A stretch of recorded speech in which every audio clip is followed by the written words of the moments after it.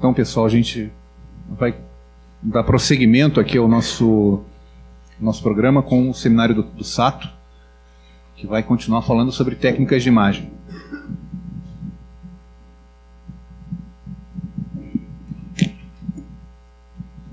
Bom, ok, então vamos lá, estou de volta para dar uma continuidade que a gente começou a discutir ontem.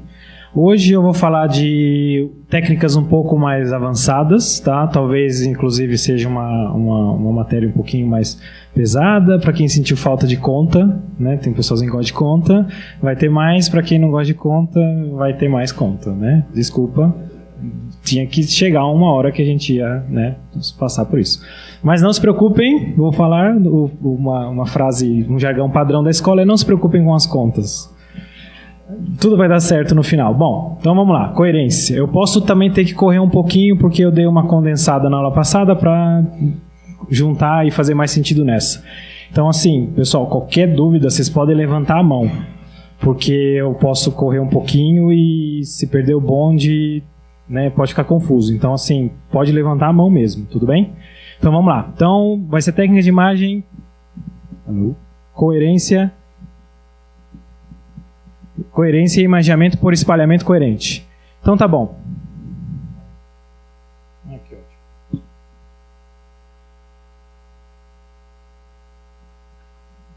Acho que... Bom, vamos por aqui mesmo e aí a gente vê o que acontece. Então, primeiramente, voltando àquela ideia que a gente tinha antes, eu passei grande parte do final da aula tentando convencer vocês de que usar uma lente é ruim, certo? Especialmente em raio-x.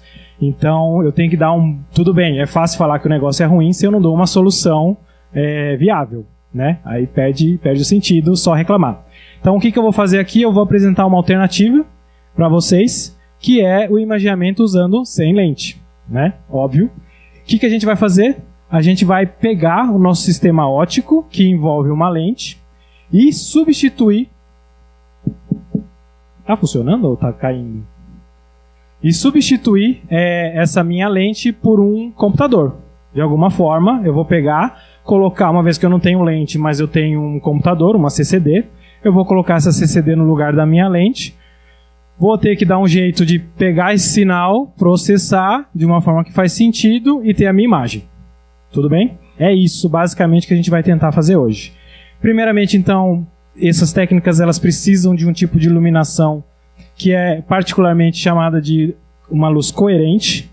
Vocês provavelmente já sabem o que é uma luz coerente e muito provavelmente vocês só conhecem uma luz coerente. Todos os modelos que vocês usam para escrever os fenômenos, a maioria dos fenômenos que vocês usam, que vocês descrevem usando ondas eletromagnéticas, partem do pressuposto que você tem uma onda monocromática, uma onda plana. Geralmente você nem pensa nisso, mas se você pensa, ela é perfeitamente polarizada, tudo bem? O que, obviamente, é muito difícil de fazer e não tem nada a ver com a nossa realidade. Só que tem um detalhe interessante, que eu estava inclusive discutindo isso. Tecnicamente, se funciona para a luz incoerente, vai funcionar para a luz coerente. Mas só um detalhe, isso daqui é uma relação de uma mão só, tudo bem? Então, nada que eu vou falar aqui vai estragar aquilo que vocês já viram nas modelagens anteriores que levavam em consideração luz coerente. O detalhe é que quando você tem uma luz coerente, você pode começar a ver coisas que você não via antes. Um exemplo disso é nossa famosa espalhamento de raio-x, difração de raio-x, nossa lei de Bragg. Vocês já viram esse esqueminha nas aulas anteriores, e não sei se vocês repararam, aqui está a nossa luz, ela é muito bem comportada, muito bem coerente. Não sei se vocês se questionaram se é realmente isso que está acontecendo na hora que vocês fazem um experimento de cristalografia. E de fato não é. Porque a luz que chega no meu cristal, ela não é desse jeito. Pelo contrário, ela é a soma de várias ondas dessa forma, e cada uma no seu próprio referencial, às vezes até com diferentes comprimentos de onda, e de fato está bem longe disso daqui que a gente está mostrando aqui. Mas por que cristalografia dá certo? Bom, ela dá certo Porque, na verdade, o que você está vendo é a coerência do seu cristal. Tudo bem? Então, quando eu digo coerência, é um ordenamento, vocês podem pensar, no espaço, muito bom, certo? Não vou dizer perfeito, mas ele é muito bom. E é isso que a gente vê em cristalografia. Então, eu não estou vendo exatamente um espalhamento de luz coerente quando eu vejo cristalografia. Porém, como o meu cristal ele tem um comprimento que é da ordem do meu comprimento de onda, ele acaba meio que forçando a luz espalhada a ser coerente. Tá? Isso não tem a ver com o que a gente faz de coerência, mas é o que a gente tem para hoje. E como eu falei para vocês, funciona também para diferentes comprimentos de ondas. Isso daqui é uma foto de uma lâmpada e é onde você tem também o espalhamento coerente.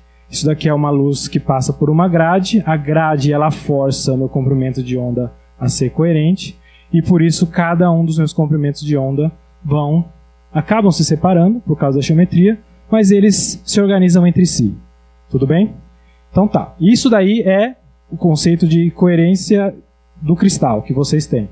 Com relação à coerência da onda, esse daqui é um slide que vocês também já viram nas aulas anteriores, acho que foi na aula do Túlio, aonde a gente pode definir agora, na onda, coerência espacial e coerência temporal e coerência espacial. Tudo bem? Vocês lembram mais ou menos o que quer dizer cada um deles? Porque eu vou usar esses termos. Se vocês não lembram, levantem a mão. Então tá bom, passando para frente, vocês falaram que estão entendendo. Então, tudo bem. Fontes de luz coerentes. Já que vocês sabem o que é uma luz coerente, como é que eu começo a brincar com uma luz coerente? Vocês também conhecem essa ferramentinha aqui, chamada laser, que eu uso, obviamente, e ela é a fonte de luz coerente mais popular, eu diria assim, né, que vocês têm.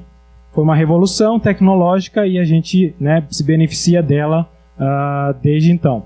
Só que o detalhe é que a maioria da luz que você tem disponível no mundo, ela não é coerente. De fato, ela é caótica, né?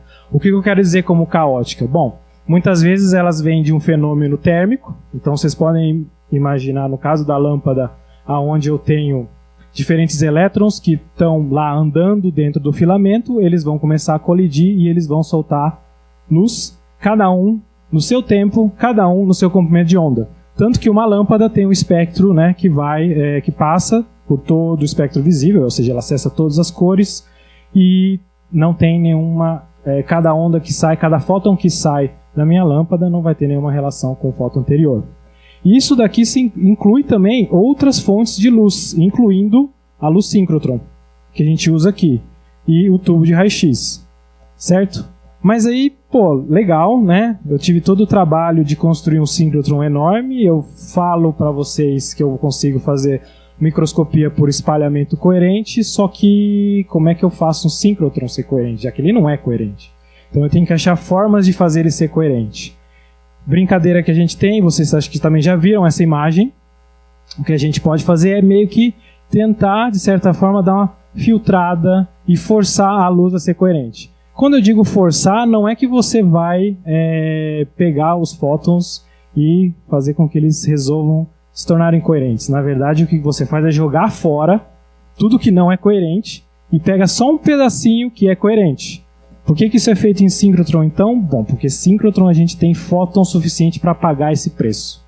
Tudo bem? Isso que torna essas técnicas muito mais viáveis num síncrotron do que, por exemplo, num laboratório, no que diz respeito a raio-x, obviamente, né?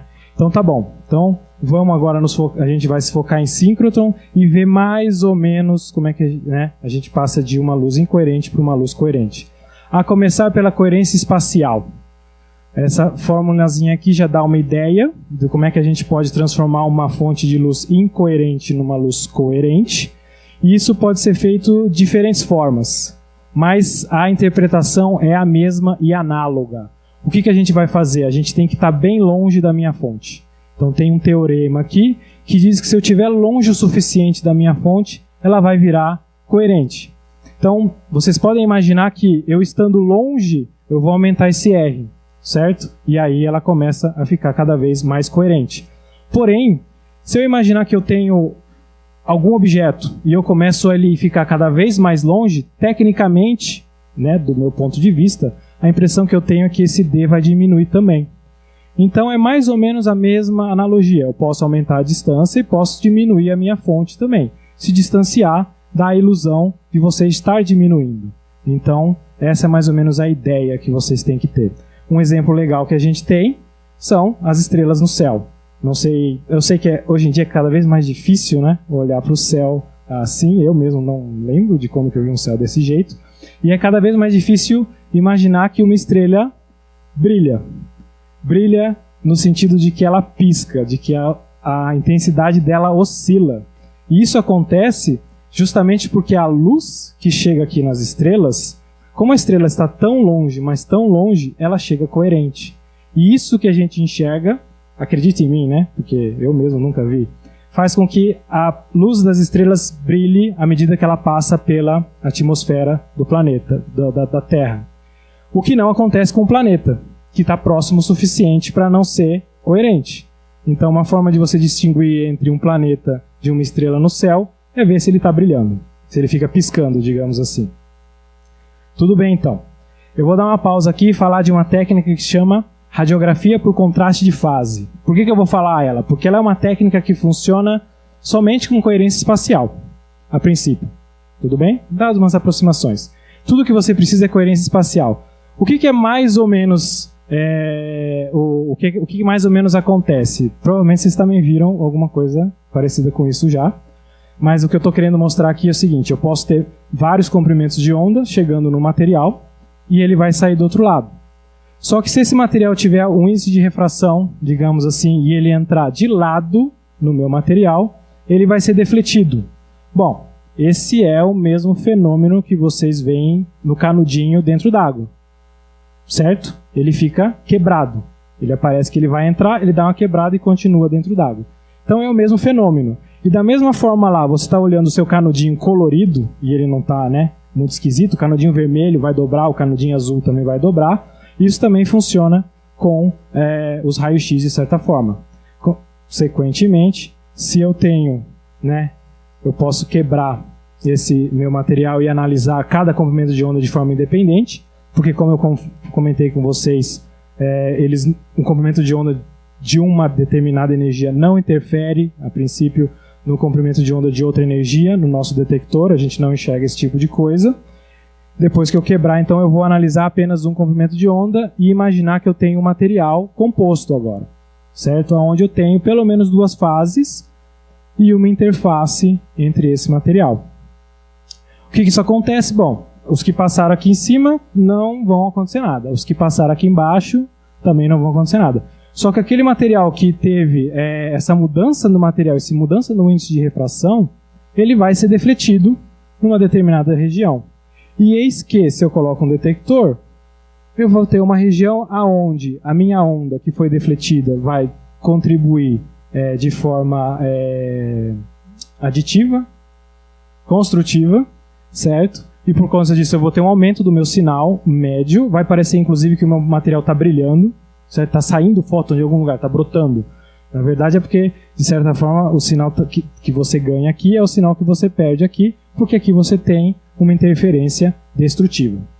Tudo bem? Bom, de formas práticas, o que eu tenho? Eu posso, de certa forma, brincar com isso e me aproveitar desse fenômeno usando, né, esse imaginamento por contraste de fase. Existem várias formas que você pode fazer isso. Isso daqui é a forma que a gente tem aqui no síncrotron, na IMX, e ele usa o método da propagação, que é nada mais do que jogar o meu detector para longe, né, da minha amostra. E aqui eu tenho uma representação de que na borda eu começo a ter um fenômeno que vai aumentando. Aqui embaixo, só para dar uma noção de escala para vocês, tudo bem? É uma simulação que a gente pode rodar. Reparem que aqui eu peguei um objeto, né, do laboratório, resolvi, né, pegar o logo daqui, e separei meu objeto em duas partes. Na parte branca, que está mostrado nessa imagem, ele é um objeto de absorção, ele absorve a luz. Na parte preta aqui, ele é um objeto de fase.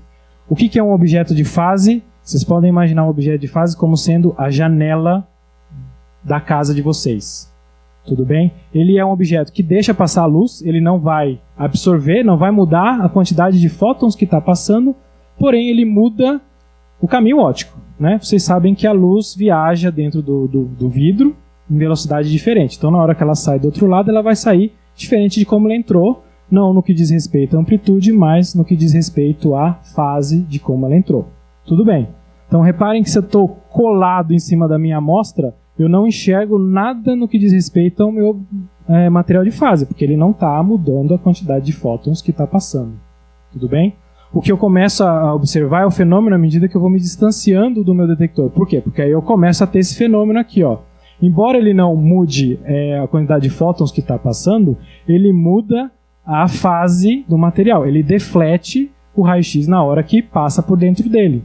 E aí o que eu enxergo, certo, é um efeito que vai se acumulando, de certa forma, à medida que eu vou me distanciando do material. Obviamente, se eu quiser fazer uma tomografia por contraste de fase, eu preciso escolher uma distância boa, porque uma imagem como essa já começa a ter too much information, né? Não preciso de tudo isso daqui, e aí o fenômeno começa a me atrapalhar para ver o que eu tenho. Então lá na EMX o que a gente faz é tentar achar, a gente trabalha obviamente num regime onde a minha distância ela é confortável e útil, né? Não destrói a informação que a gente quer ver. Isso daqui foi uma medida que a gente fez lá na IMX. Isso aqui é creme de barbear, né, que eu tinha em casa, a gente colocou lá para ver. Então assim, aqui de cara vocês podem, são bolhas de ar, certo? E sabão. Tudo bem. De cara você já consegue ver a estrutura, né, que você tem aqui de bolhas. Só que o interessante é que à medida que eu vou aumentando a minha distância, as minhas bordas começam a ficar cada vez mais nítidas e de fato, né, elas favorecem a distinção dessas bolhas.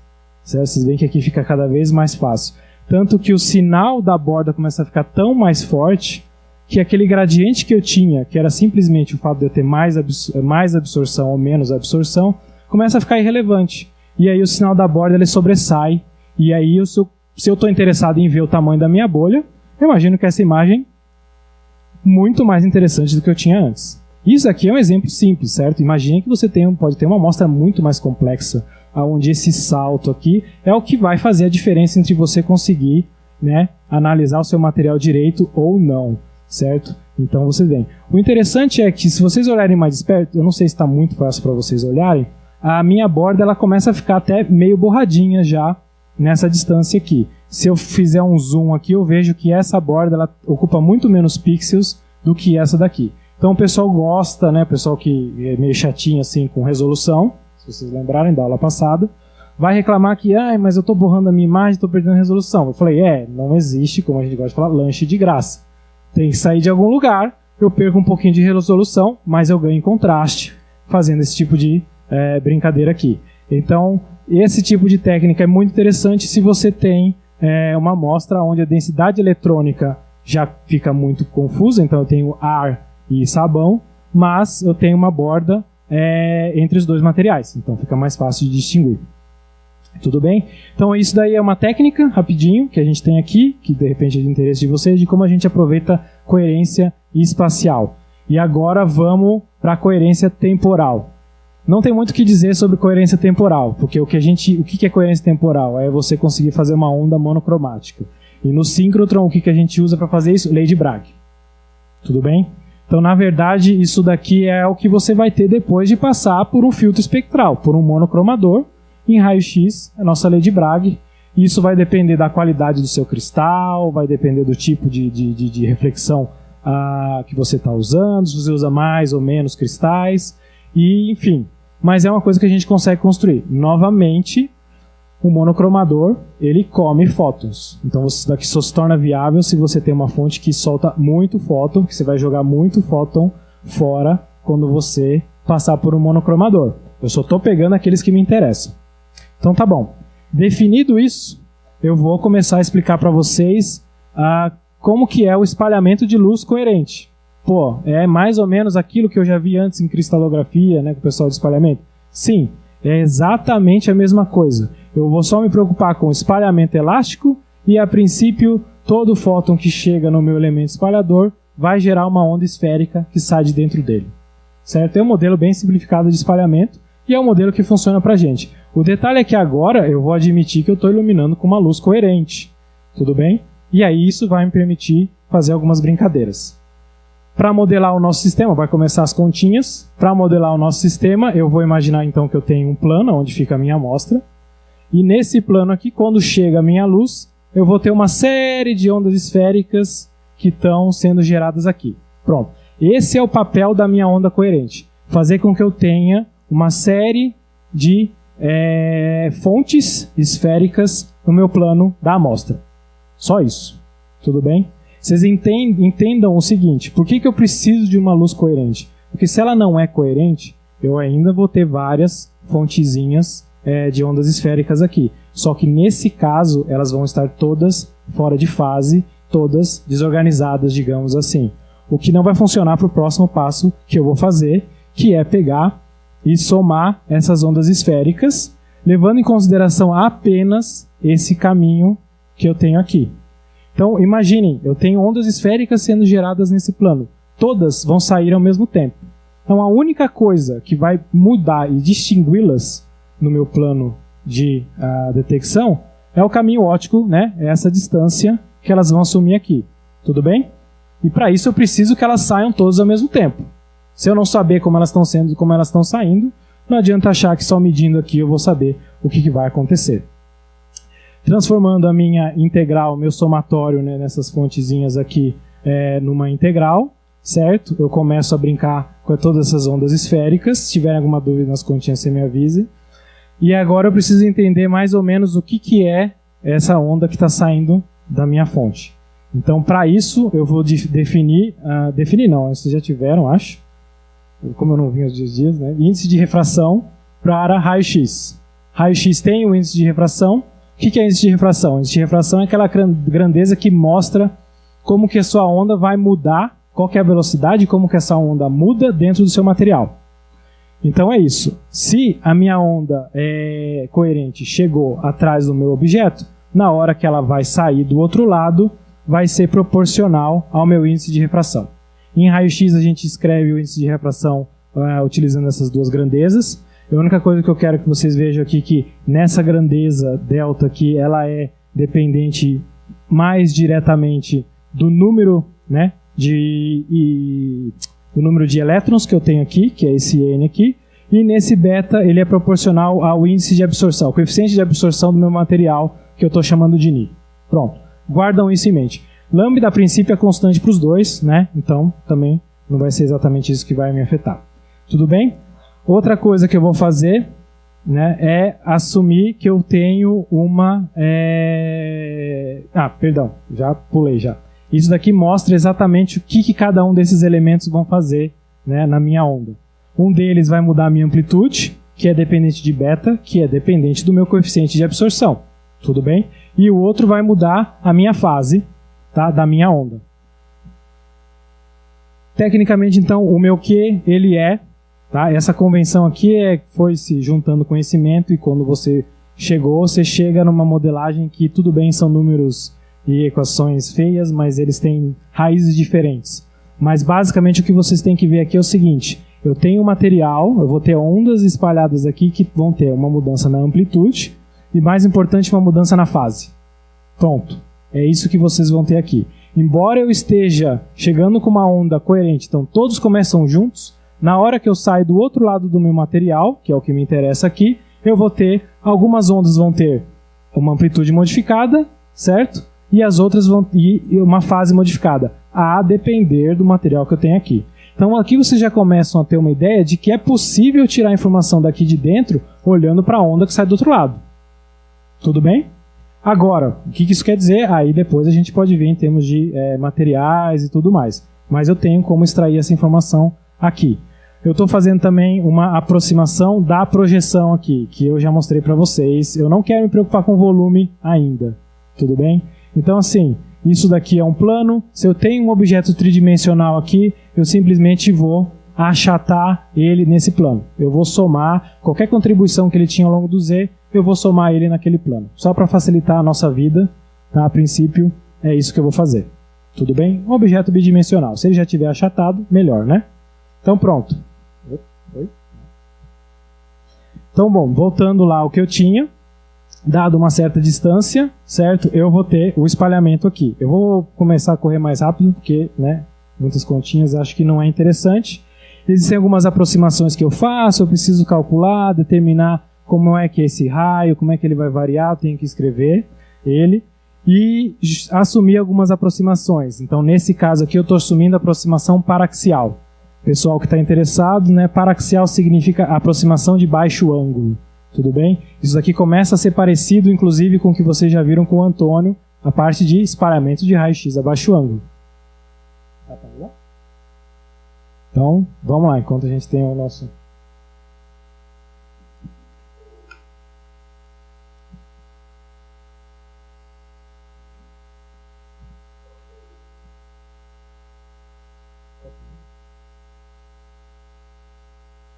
Pronto, agora nós temos... pronto, estamos completos agora. Então, aproximação paraxial. Pronto, mantenha em mente, né, palavrinhas importantes e tudo mais. Aproximação paraxial, aproximação a baixo ângulo. Tudo bem? Então, estou assumindo todas as aproximações, certo? E eis que eu termino com uma equaçãozinha, tá?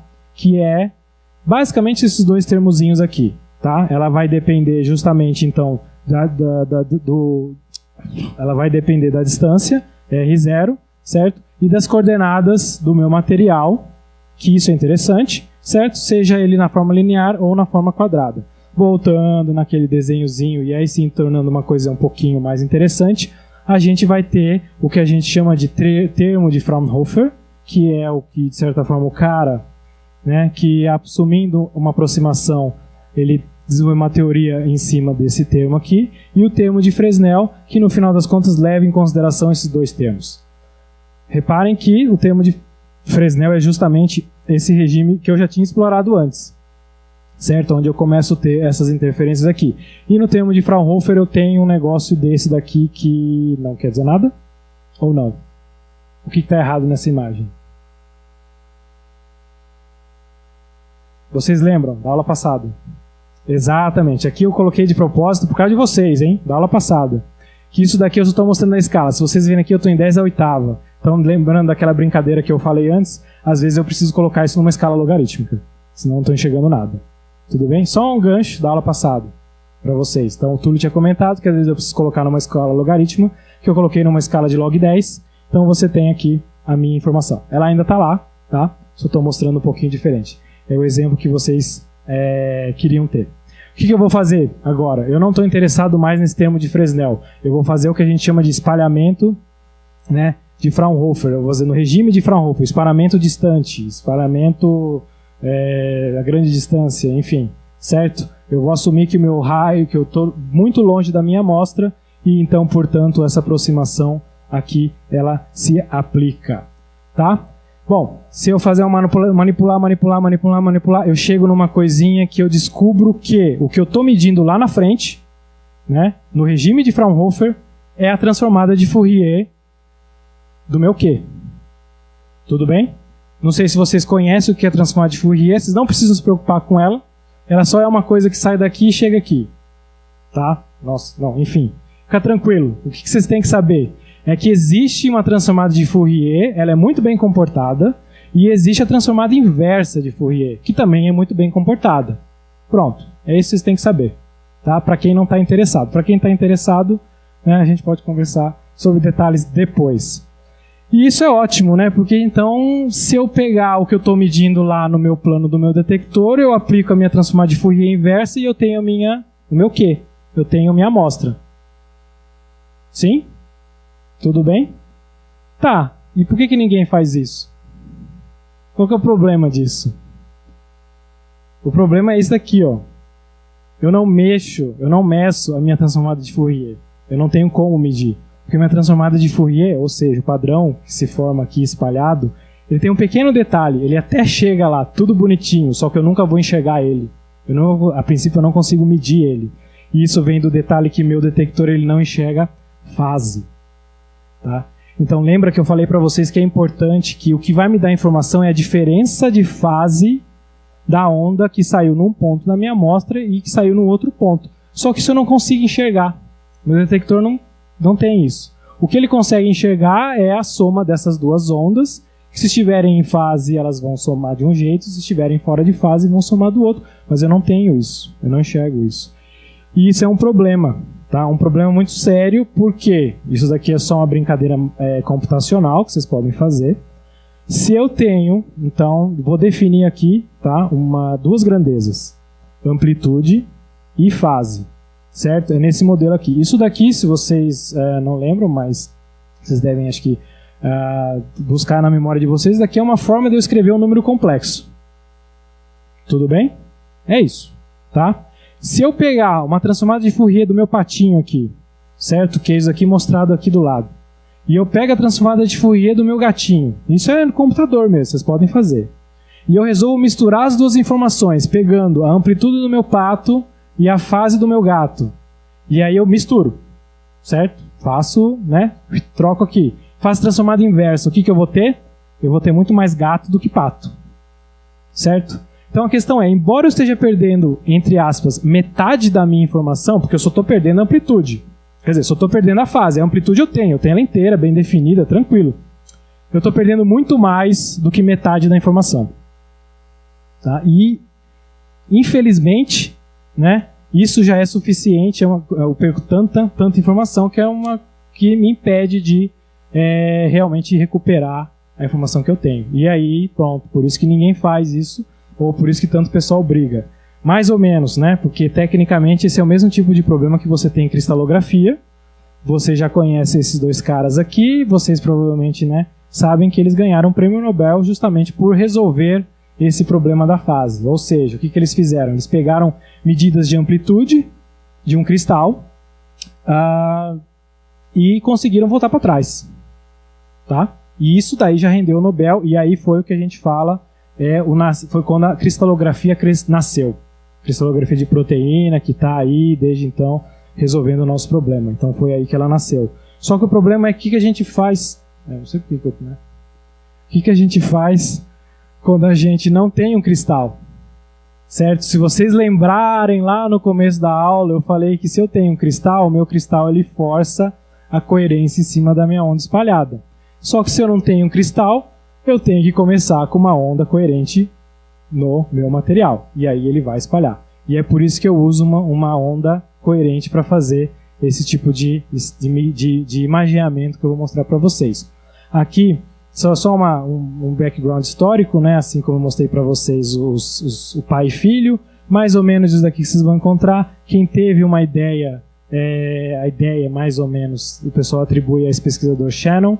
Teve o desenvolvimento de vários algoritmos computacionais, que é o que eu falei para vocês, é muito importante para nós, que possibilitam desenvolver, até que finalmente, em 1999, né, conseguiram fazer uma medida e recuperar a fase para o material não cristalino, certo? O que é que eu preciso entender do meu material? Bom, o fenômeno, vou descrever mais ou menos a diferença, onde você tem. Como eu falei para vocês, se funciona com luz incoerente, funciona com luz coerente. Tá? Então aqui eu tenho luz coerente chegando numa amostra cristalina ou numa amostra não cristalina, certo? Que eu tenho aqui representado. Ou seja, apenas um pedaço, né, do meu cristal. O que eu tenho numa amostra cristalina? Eu tenho o padrão de difração que vocês conhecem. Eu tenho meus picos de difração muito bem determinados aqui, tudo bem. Pego isso daqui, jogo, né? Faço um monte de conta em cima, meço vários, e eu consigo voltar. O problema, então, é que quando eu tenho um único material, aí já começa a ficar mais complicado. Os meus picos de difração, na verdade, eles vão começar a largar, certo?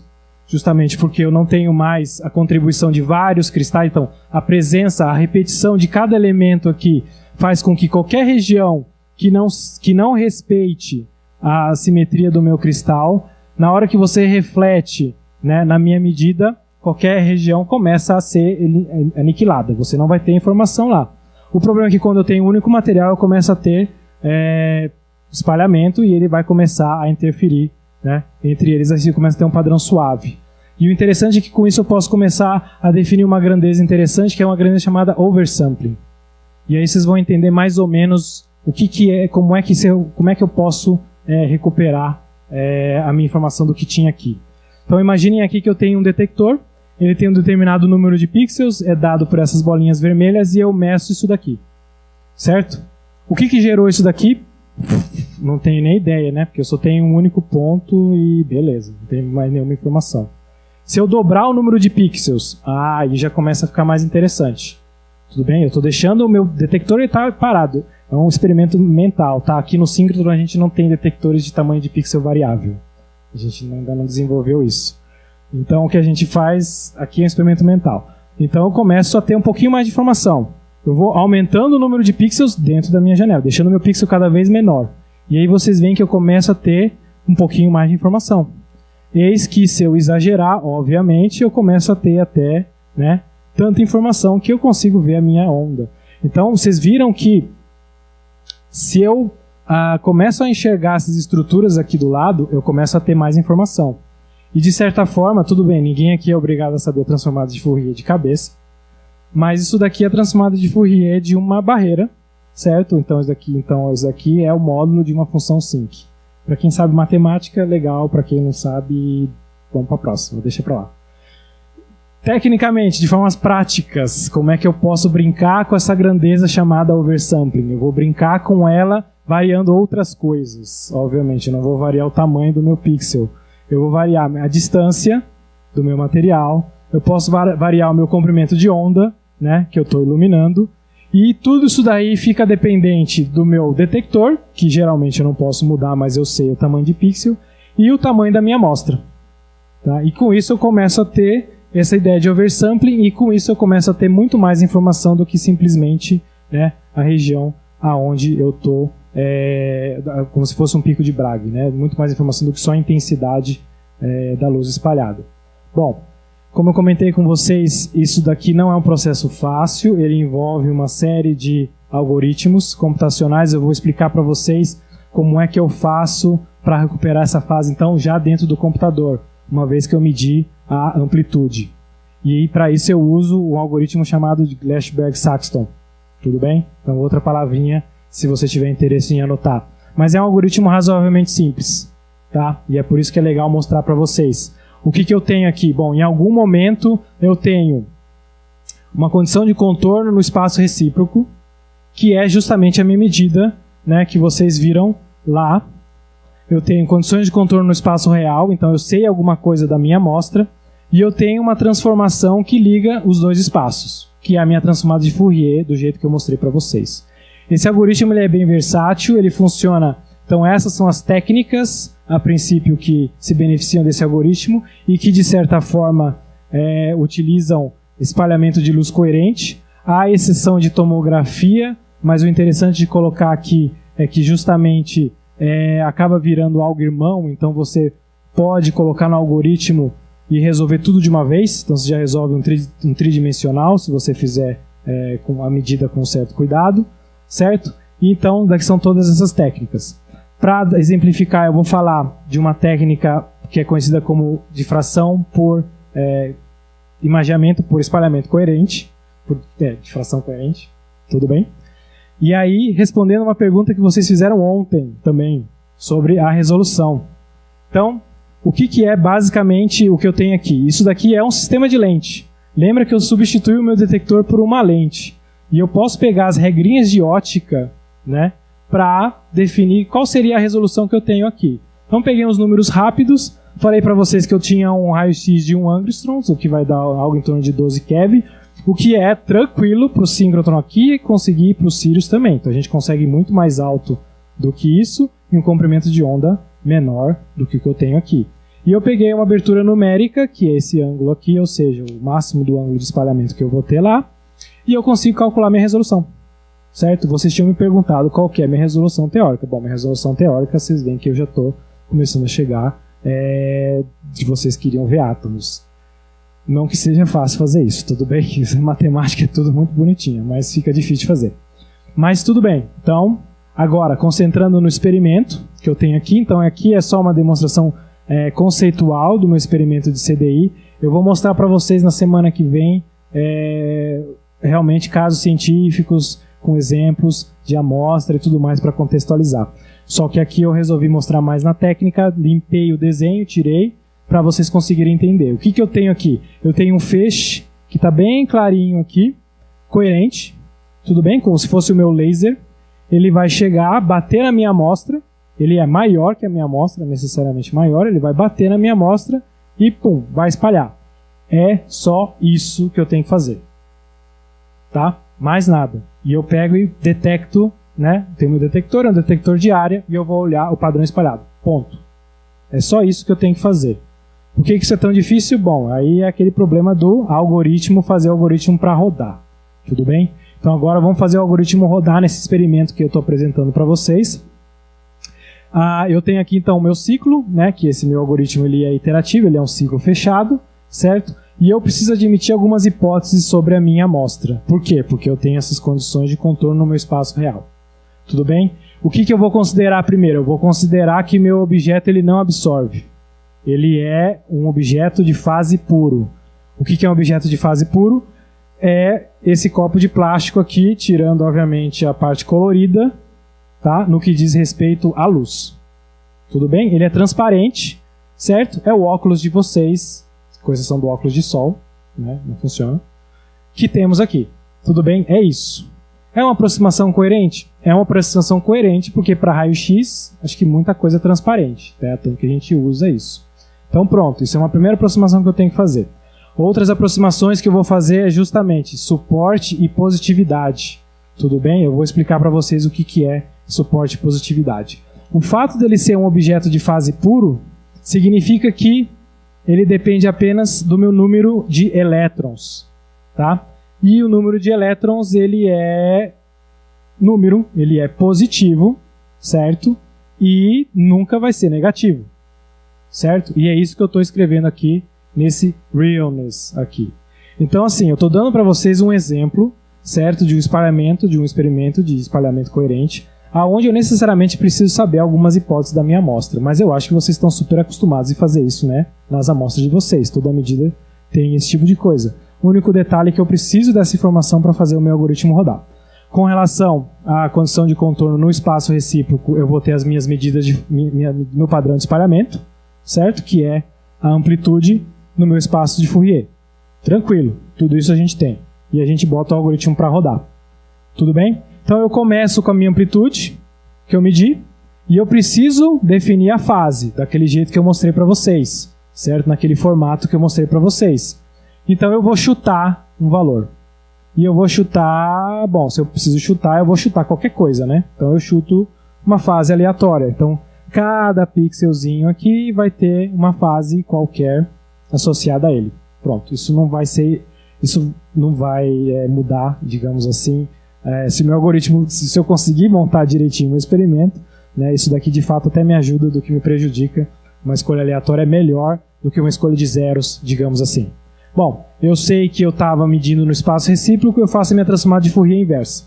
Certo? E aí eu tenho um negócio desse que, sinceramente, não quer dizer nada. Pelo contrário, está super errado. Eu tenho certeza disso. Porque, com certeza, meu objeto não tinha aquela fase que eu chutei. Tem que ser uma sorte do caramba para conseguir acertar uma fase de cara. E, com certeza, eu perdi muito mais do que metade da informação do jeito que eu mostrei para vocês. Então, isso aqui está errado. Só que eu posso tentar consertar isso.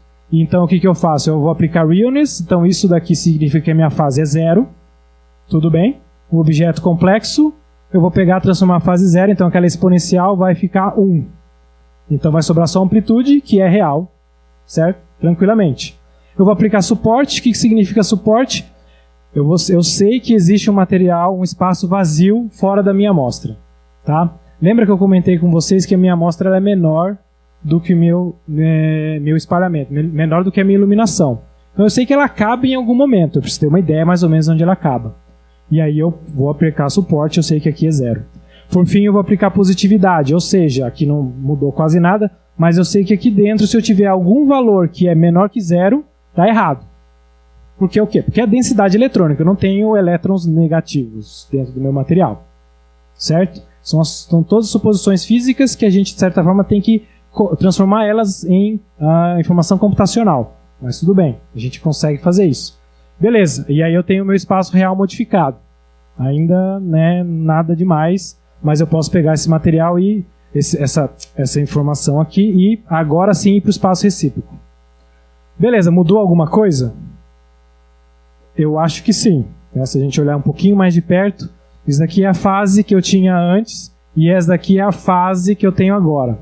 Ou seja, ela está carregando um pouquinho da informação que eu forcei aqui em cima. Tá? Só que tem um problema. Quando eu faço isso, eu também modifico a minha amplitude. Então essa amplitude aqui, que é esse espaço recíproco modificado, ela está errada. Só que eu tenho a amplitude certa, não tem? Que é a amplitude da minha medida aqui. Então eu pego e eu substituo. Para quem não conseguiu ver, é isso que eu tenho. Essa daqui é a minha amplitude correta, a amplitude que eu medi, e essa daqui foi a amplitude errada que eu tive depois que eu apliquei minhas condições de contorno no espaço real. Então reparem o seguinte, eu estou forçando condições de contorno no espaço real e estou forçando condições de contorno no espaço recíproco. E eu preciso achar um objeto que satisfaz essas duas condições de contorno. E é isso que esse algoritmo faz. Ele fica procurando um objeto que satisfaz essa condição de contorno. E eis que se eu rodo esse algoritmo várias vezes, eu consigo recuperar o objeto que eu usei para simular esses dados que eu mostrei para vocês. Reparem aqui, então, eu tenho muito mais informação, né? Bem mais complexa, mas eu sei que, por exemplo, aqui é 0, e eu, obviamente, sabendo que isso daqui é real e não é diferente de 0, e assim vai. Tá? Então eu consigo recuperar. E, de fato, é assim que funciona. Tudo bem? Vou trazer para vocês mais para frente algumas informações mais interessantes. Resumindo, é isso que eu tenho aqui. Eu tenho esse setup experimental, minha amostra bem pequenininha, eu ilumino ela vai espalhar, certo?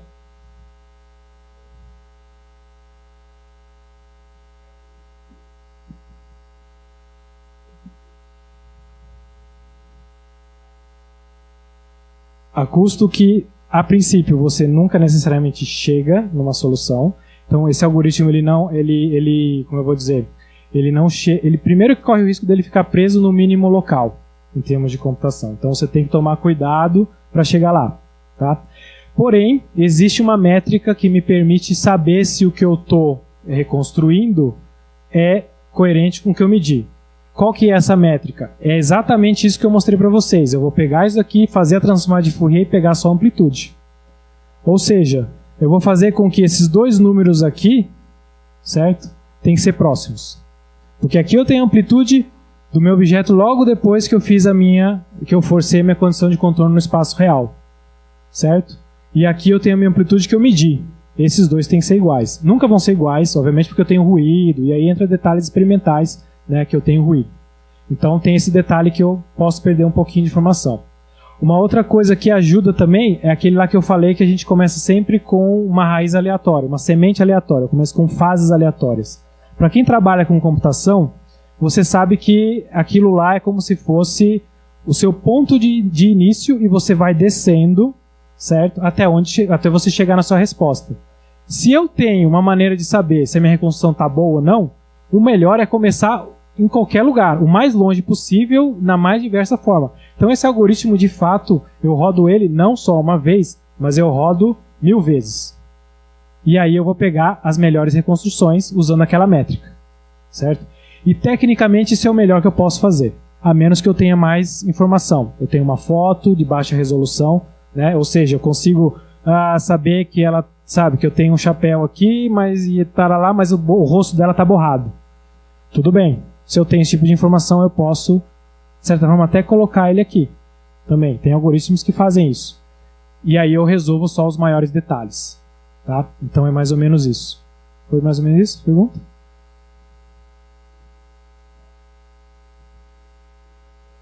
Sim. Está falando do tamanho do nosso feixe. Para o Sirius, o legal do Sirius é justamente isso, que ele vai ter um feixe grande.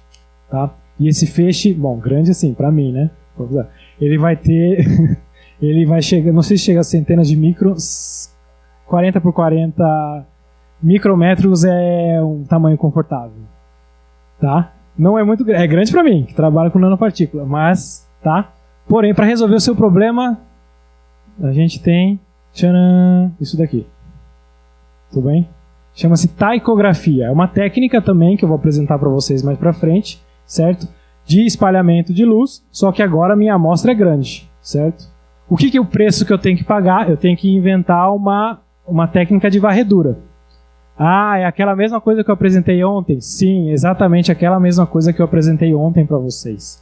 Então eu tenho um elemento que, de certa forma, seleciona uma região da minha amostra e eu tenho que varrer essa minha amostra. Tudo bem? O que eu tenho aqui? Ah, e também tem aquele spot size maior que eu mostrei para vocês. Por quê? Porque a tacografia ela se beneficia de uma montagem experimental aonde eu vou iluminar uma determinada região, vou deslocar minha amostra, só que eu não vou deslocar o suficiente para sair daquela região que eu iluminei anteriormente. Ou seja, eu necessariamente tenho alguma região de overlap entre as minhas medidas, certo? Na minha amostra, no meu espaço real. E é assim que aqui funciona. Então aqui é aquele desenho que eu mostrei para vocês, e o que eu estou fazendo aqui é varrendo. Ou seja, eu estou iluminando diferentes regiões da minha amostra. Para cada região eu vou ter um padrão de espalhamento diferente. Só que eu vou pegar essas informações e novamente vou jogar no meu algoritmo, certo? E aí eu tenho que recuperar o que eu tenho aqui. O que eu vou fazer então para forçar isso? Eu vou usar o fato de eu ter uma sobreposição. Então, quer queira, quer não, eu sei que uma determinada medida, na hora que eu voltar para o espaço real, né, condição de contorno no espaço real, se eu tiver duas medidas vizinhas, aquela região de overlap tem que ser igual, porque eu estou medindo a mesma região. E também, né, o interessante é que eu sempre estou iluminando usando o mesmo feixe. Então, eu também posso forçar que a minha iluminação é sempre igual. Tá? Novamente, o que eu forço é a minha medida. Então, minha medida aqui é sagrada. Eu nunca jogo isso fora. Eu preciso dar um jeito, na verdade, de entender o que eu tenho aqui, ó, no espaço real. Então, digamos assim, o desenvolvimento que você tem nessa técnica é, obviamente, não só você conseguir fazer uma medida dessa, mas principalmente ter certeza das condições de contorno no espaço real que você faz. Isso implica em erros experimentais e tudo mais, correções que você tem que fazer para você conseguir, né, admitir que isso daqui é verdade. E compromissos, então, e é isso daqui que vem. E isso daqui vem, as grandes aproximações que a gente tem, a princípio, estão todas aqui. Tá? Bom, o mais interessante ainda dessa técnica é que eu posso dar um pouquinho mais de liberdade na minha amostra. Agora eu vou ter uma amostra que depende não só do número de elementos, mas sim do coeficiente de absorção. Isso significa que agora a minha amostra não precisa ser uma amostra transparente, ela pode absorver parte do feixe, e se ela pode absorver, eu posso fazer estudos de absorção de raio-x. Então abre, né, o leque já um pouco mais. Vou mostrar para vocês alguns exemplos na semana que vem, tudo bem? E mais interessante ainda, que eu posso também estudar o padrão de iluminação que eu estou fazendo. Esse sistema ele é tão bem determinado que eu posso começar a dar liberdade no meu algoritmo e começar a refinar também, reconstruir o meu padrão de iluminação. O que eu tenho aqui? Eu tenho uma imagem do padrão de iluminação que foi usado, entre aspas, no experimento que eu mostrei aqui. Então imaginem agora que eu vou olhar como que é a forma dessa bolinha aqui que está andando. E é isso que eu faço aqui. Tudo bem? Aqui, nesse experimento em particular, a minha amostra está na posição 0. Tá? E a minha iluminação na amostra é o A. Ela está um pouquinho fora de foco. Não tem problema, certo? Porque de fato o foco está na posição -1, está no B. O que ele fez? Ele reconstruiu aqui e ele consegue propagar para frente e para trás e até determinar onde está o foco. Mas não tem problema, porque eu consigo reconstruir minha iluminação. Então eu não preciso mais estar no foco. E o mais interessante ainda, eu não preciso ter um foco perfeito. Se a minha lente de raio-x, que pode não ser muito boa para formar uma imagem, mas ela é boa o suficiente para focar o meu feixe, seja agora até um feixe de certa forma aberrante, ou seja, ele não é exatamente redondinho. Aqui ainda está bonitinho, mas você pode ter, né, um foco estigmático, ou seja, ele é esticado em uma direção. Ele pode ter uma aberração esférica, então também eu vou ter uma iluminação diferente. Só que isso daí cai tudo no padrão de iluminação que eu tenho na minha amostra. Então facilita ter uma reconstrução melhor da minha amostra. Resumindo, novamente, o que eu tenho? Agora eu tenho uma amostra que é complexa, como eu falei para vocês. Eu vou posso escrever ela como A mais IB, só para, né, voltar numa descrição. Porém, obviamente, a descrição mais interessante que a gente tem é de amplitude e de fase. Quando eu trouxer o exemplo para vocês, eu acho que vai ficar mais claro que tipo de informação que eu tenho aqui. Mas lembre-se que uma delas é, no caso, proporcional à absorção e a outra é proporcional à minha fase, a mudança de fase. Então eu posso ver objetos que são transparentes, porém que mudam a fase. E também que eu tenho uma iluminação que pode ser reconstruída. Resumindo tudo, então assim, obviamente eu estou retomando a parte de taquografia, então a minha amostra pode absorver e também tem um componente de fase pura, certo? É uma técnica de varredura, então tem aquele probleminha da resolução temporal, então não é uma técnica adequada para sistemas dinâmicos, porém eu tenho o bônus de conseguir refinar minha iluminação e um material um pouquinho mais complexo. Por outro lado, eu tenho CDI, aonde eu faço o imaginamento da minha amostra diretamente, então eu posso até fazer alguns estudos dinâmicos, certo? Reconstruindo aqui, mas eu tenho que respeitar algumas condições de contorno, né? Como, por exemplo, o fato dela ter um suporte compacto, ou seja, ela ser menor que a minha iluminação, e a princípio, teria que ser um objeto de fase pura, não pode absorver. Com relação à coerência, vale sempre aquela que eu falei para vocês. Tecnicamente, embora vocês usem, né, a modelagem de luz coerente para entender muito dos fenômenos, né, e para aqueles fenômenos não é proibitivo porque funciona. Para outros, infelizmente, você só vai ver quando você estiver aqui. E por fim, radiografia por contraste de fase, onde eu tenho necessariamente coerência espacial, que é também interessante para você ter o estudo de materiais que não tem um contraste de absorção, porém existe uma interface entre eles. Revisão, assim, a bibliografia que a gente usa sempre essa mesma bibliografia básica, recomendo fortemente. Se vocês ainda não conseguiram, né, vocês dão uma olhadinha na biblioteca, eu sei que tem alguns exemplares desse daqui, esse daqui eu acho que talvez tenha, não tenho certeza. E esse daqui, enfim, usei mais para modelar a parte, aquela matemática que eu mostrei para vocês. Se vocês não tiverem interesse, obviamente, o que é perfeitamente normal, não precisa ir atrás de um livro desse tipo aqui. Tudo bem? Perguntas?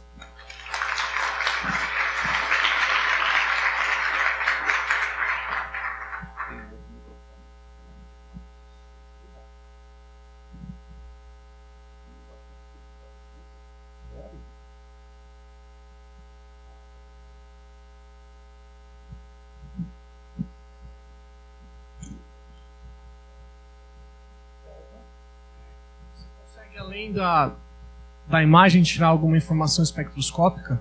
Sim, porque exatamente, o que é uma técnica de absorção de raio-x? Você faz exatamente isso, você olha a absorção do raio-x numa determinada energia. É absorção de raio-x do mesmo jeito. Então eu posso, só que aí usa aquela mesma ideia da absorção de raio-x convencional, ou mesmo Stixing. Você vai variar a energia da sua iluminação, para cada energia você vai ter uma imagem, e aí essa imagem vai carregar a informação que você quer. Aí dá para fazer pixel a pixel. Pixel a pixel, na resolução que você tiver aqui, que vocês vão ver qual semana que vem qual que é. Mas é boa, a resolução é boa.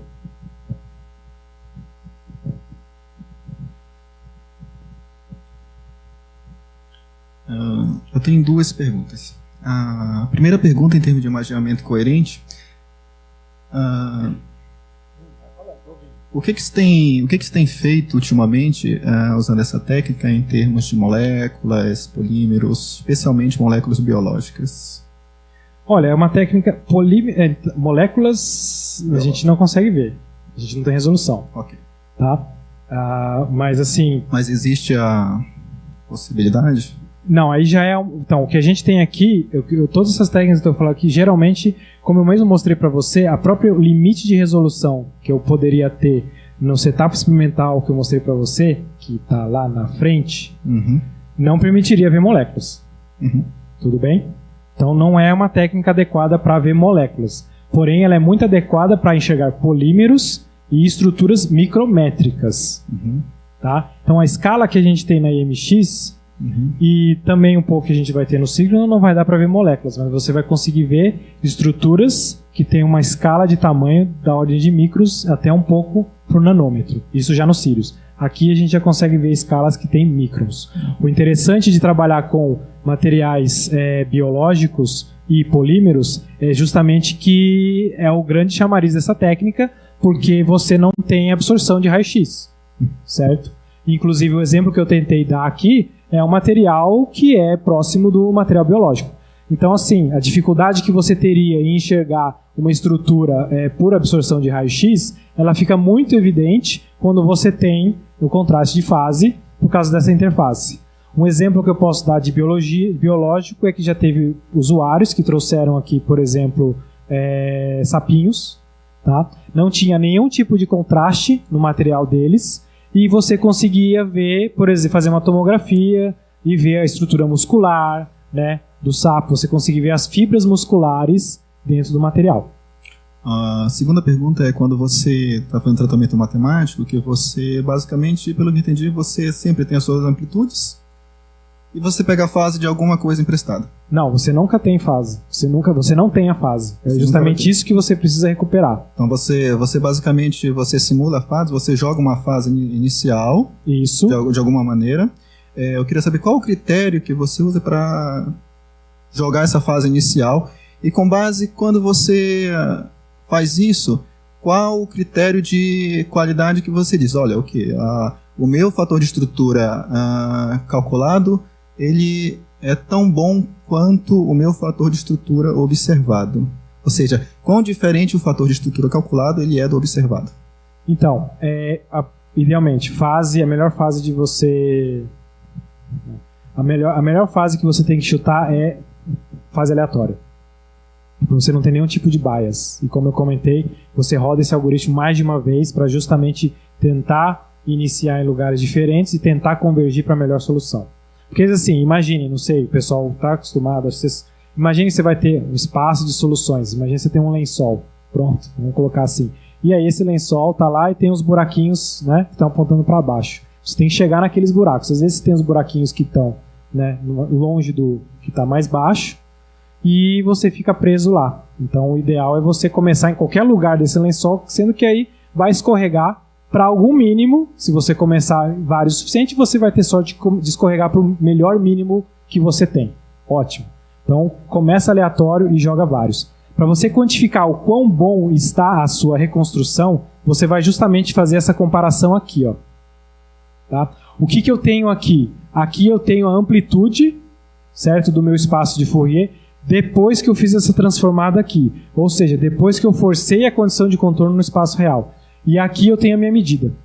A minha medida é a condição de contorno no espaço recíproco. E ela não pode ser questionada, a menos que você duvide da sua medida. Então aí joga o experimento fora e faz de novo.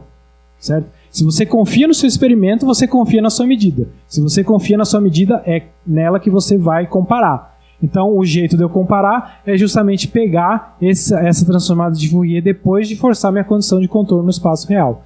E aí eu tenho uma métrica, eu tenho uma comparação. Tá? Tanto que na hora que você for dizer um resultado, é sempre conveniente você dizer qual que é essa diferença que você tem aqui. Obviamente, porque aí cabe, né, ao referir, ao leitor, julgar se sua reconstrução está boa ou não. Alguém mais?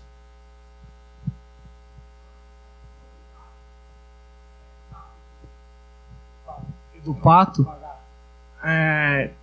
por que a amplitude prevalece? Pelo contrário. A fase, desculpa. Isso, a fase é propriedade da transformada de Fourier, eu diria. Isso não tem jeito, assim, eu não tenho nenhum estudo muito, mas a propriedade de transformada de Fourier é isso. Você vai para um espaço onde você tem muito mais informação, a informação está muito mais concentrada no que a gente define como fase, digamos assim. E aí é por conta disso. A modelagem agora na física, por que a física de espalhamento é uma transformada de Fourier e que aí te permite fazer isso daqui, aí acho que até o Gustavo pode te responder melhor. Porque também é uma pergunta bem, bem profunda, fundamental. Né? Porque acho que vocês aqui até admitem, legal, cristalografia, eu vou medir o espaço recíproco. Espaço recíproco é o espaço que você acessa usando a transformada de Fourier. Agora, por que é essa transformada de Fourier? Aí é uma pergunta bem fundamental, por sinal muito boa, muito difícil. Pode pôr na caixinha se quiser. Exatamente o que vocês fazem transcrição de proteína. A única diferença é que você... Ou seja, exatamente entre aspas, você perde essa igual, certo? Sempre perde a fase. Seu detector não enxerga a fase, tá? Só que o que você tem aqui é que você tem, em vez de ter um único patinho, você tem vários patinhos e eles vão te dar um padrão de espalhamento muito mais concentrado aqui no centro. Acho que vocês até já viram, né, algumas simulações, tem várias bolinhas, faz a transformação de Fourier, ela está espalhada. De repente eu posso trazer para vocês. Mas é isso, a diferença é essa. Aqui, a minha transformação de Fourier ela se aplica a um único objeto, enquanto que no cristal ela se aplica a todos os átomos do meu cristal. Mas é a mesma física. Anderson. Natália, em relação ao poder computacional, o que a gente está... Qual a ordem de grandeza? Quais são os desafios nesse sentido? Depende do que você quer gastar com o tempo, certo? Porque como eu falei, você tenta várias vezes.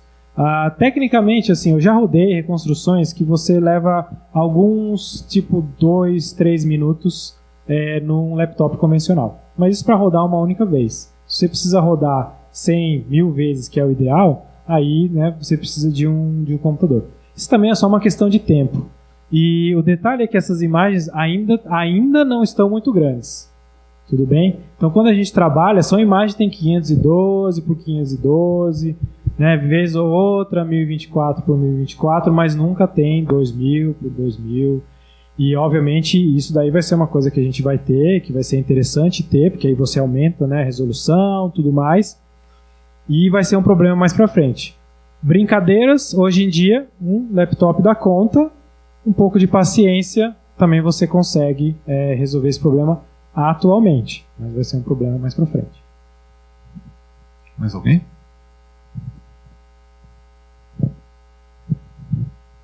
Na próxima aula vai ter alguma coisa sobre artefatos e as imagens que são geradas? Eu tenho uma pergunta disso. Posso trazer alguma coisa, não sei se você tem alguma coisa, pode perguntar agora. Por exemplo, quando você tem um material com várias fases e uma absorve muito mais do que as outras, e essa fase que absorve mais está em maior proporção, numa tomografia, por exemplo. Aí quando você pega um slice, está cheio de artefato justamente por essa fase, tipo um óxido metálico numa rocha. Tem absorvido muito. Tem alguma coisa que pode ser feita, tipo afastar a amostra ou diminuir a energia do feixe? No caso, o ideal seria deixar o seu feixe mais monocromático. Eu não sei onde você fez as suas medidas. É síncrotron. No síncrotron qual? Aqui? Não. Então tem que ver se seu feixe era monocromático ou energético o suficiente. Porque pelo que você está falando, o problema é que seria o que a gente chama de beam hardening, que a gente fala. Que a sua amostra absorve muito, certo? E à medida que ela vai entrando dentro da amostra, o seu feixe vai morrendo, né? Ou seja, não é linear. Tudo bem? Aquele modelo que eu mostrei para vocês significa que é linear. Ele pode morrer, mas ele vai morrer de forma linear. Ele vai morrer de forma proporcional, né, ao que você tem lá. Se você tem um feixe policromático, cada comprimento de onda vai morrer numa taxa diferente. Na hora que você juntar tudo isso daí, você pode inclusive acertar uma borda, e então você vai ter uma descontinuidade. Enfim, né? Isso daí causa esses efeitos que você está falando. Você pode tentar resolver isso por modelagem. Por exemplo, se for esse efeito que eu estou falando, não tenho certeza, mas estou chutando. Se for esse efeito, você pode modelar ele e colocar ele no seu algoritmo de reconstrução. Afinal, a tomografia, né, não deixa de ser um algoritmo de reconstrução onde você também pode colocar condições de contorno para facilitar a reconstrução. Ou, já que você está falando que seu material é muito denso, tentar medir em energias mais altas, por exemplo.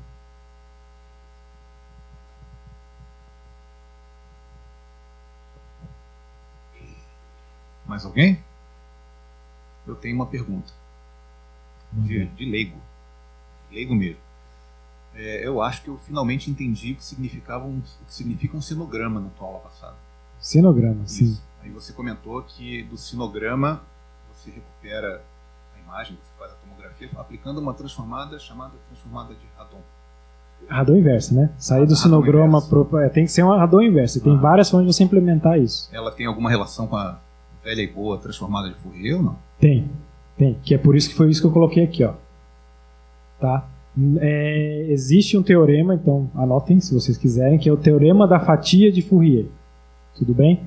Então você pode mostrar, né, Quem tiver interesse eu mostro. Você pode mostrar que você consegue transformar a sua transformada de Radon numa transformada de Fourier. Né? Não é uma relação direta, você transforma, faz uma mudança geométrica, digamos assim, nos seus dados, e aí você tem lá. E à medida que você vai fazendo a tomografia, você vai juntando o seu material. Aqui, justamente, é isso que me faz beneficiar desse ciclo aqui. Se eu tenho uma tomografia e ela é descrita pela transformada de Radon, e a transformada de Radon eu consigo descrever ela como uma transformada de Fourier, eu consigo colocar nesse sistema aqui. Então, embora não seja assim que seja feito, né, uma coisa até que de repente é um dos meus focos de estudos é ver como a gente pode colocar tomografia dentro desses sistemas aqui da melhor forma possível, já que eles podem ser colocados dentro do mesmo ciclo. A maneira como você faria uma tomografia pura nesse algoritmo é justamente isso. Sua condição de contorno, ironicamente, quando você mede uma tomografia, uma projeção, você está medindo no espaço real. Só que o que interessa para a tomografia é o espaço recíproco daquela projeção. E aí você coloca ele aqui. Então, ironicamente, a sua tomografia ela entra como, sua projeção entra como uma condição de contorno no espaço recíproco. E no espaço real você vai colocar suporte, positividade, que são coisas que fazem até sentido para a sua amostra, né? Já que ela também só está absorvendo raio-x. Posso, se alguém tiver curiosidade, mostrar como que é essa relação, né? Pictoricamente, algebricamente eu vou precisar dar um estudado, mas também posso mostrar. Também, acho que vale a pena. Ok. Alguém mais?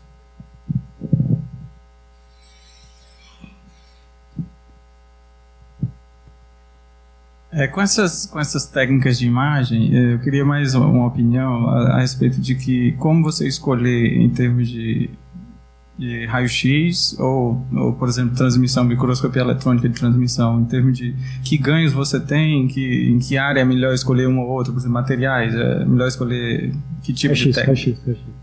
Você sempre escolhe raio-x, na minha opinião. Não, falando sério, sendo crítico. Microscopia eletrônica tem um grande problema, que é que você usa elétrons, tudo bem? Então, assim, não sei se quem aqui trabalha com microscopia eletrônica, mas não trabalha com nanopartículas, sabe a desgraça que é preparar a amostra para microscopia eletrônica.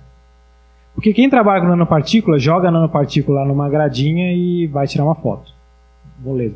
Quem trabalha com material bulk, você tem que lixar, você tem que deixar ela fininha, você tem que fazer um buraco, você tem que arranjar algum jeito do seu elétron passar pelo seu material. A menos que você queira ver só na superfície, aí você usa varredura, tudo bem. Mas se você quer alguma coisa que seja além da superfície, você precisa fazer isso. Porque o seu elétron ele não passa por nada. Ele barra, ele morre rapidinho. Então você tem que fazer isso. Raio-x não tem esse problema. Pelo contrário, tanto vira um problema quando você tem que fazer alguma lente, alguma coisa, né, que você quer que ele refletir. Você não consegue fazer um espelho de raio-x que funciona a 90 graus, igual o espelho que você tem na sua casa. Porque ele vai passar reto, ele não vai voltar e bater e voltar em você. Não funciona, certo? Então, essa é a grande vantagem do raio-x, e é por isso que a gente está trabalhando em cima dessas técnicas. Qual que foi o limitante dessas técnicas? A fonte. Certo? Até um tempo atrás era muito difícil você ter uma fonte de raio-x coerente. Quando a gente diz que no Sirius a gente vai ter uma fonte de raio-x coerente que pode ter lá seus 40 microns, é muito difícil fazer 40 microns de raio-x coerente. Certo? E o Sirius vai ser um dos primeiros a conseguir fazer isso tão bem. E aí isso foi o problema. Só que isso vai te permitir estudar amostras que não precisam ser nanométricas em termos de espessura. Elas podem ser, a princípio, um bloquinho de 40 microns por 40 microns por 40 microns. Isso para eletrônica não funciona. Então essa é uma grande vantagem da microscopia. Além das condições ambientais, né? Sim, exatamente. Dependendo do comprimento de onda que você tem, sua amostra não precisa estar no vácuo, certo? Ela pode, a princípio, estar no meio mais agradável, pode estar em solução, pode estar em várias coisas. Alguém mais?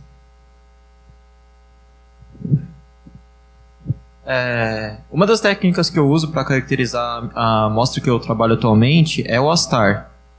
não sei o quanto familiar você é com o tipo de técnica, ele usa os padrões de difração para tentar recuperar a informação de fase. Então, de fase, não fase da onda, fase química de materiais, isso.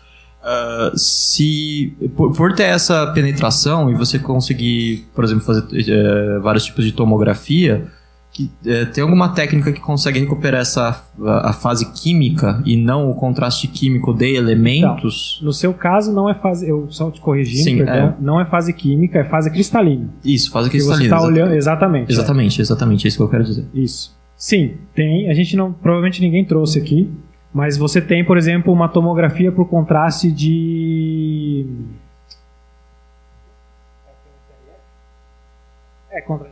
Difração, né? Exatamente. Tomografia por contraste de difração, onde você consegue ver as direções cristalinas dentro do seu material. Isso já tem. Então pronto. Então ele deu um exemplo, né? Provavelmente não entrou em detalhes, mas é isso que você tem. Você vai ter uma amostra e aonde para cada cristal, onde ele estiver apontando, você consegue ver para que lado, entre aspas, ele está orientado.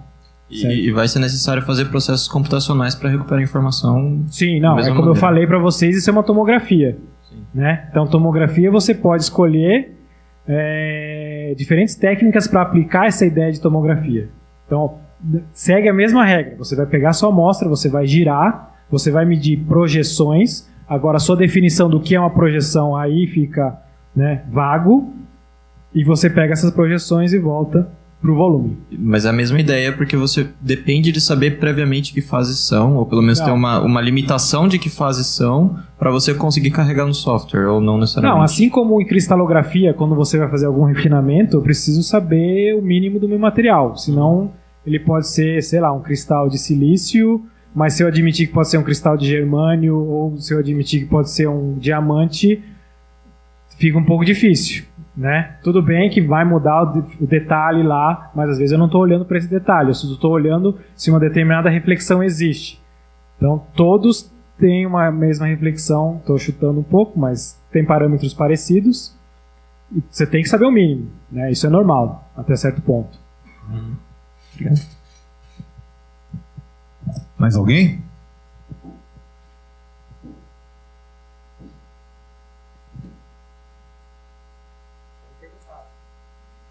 A gente ainda tem tempo até o coffee break, mas 9 minutos. Tudo bem. Então tá. Se alguém tiver mais alguma pergunta ao Sato, pode ser feito lá no coffee break. Obrigado, Sato, pelo seminário, foi excelente.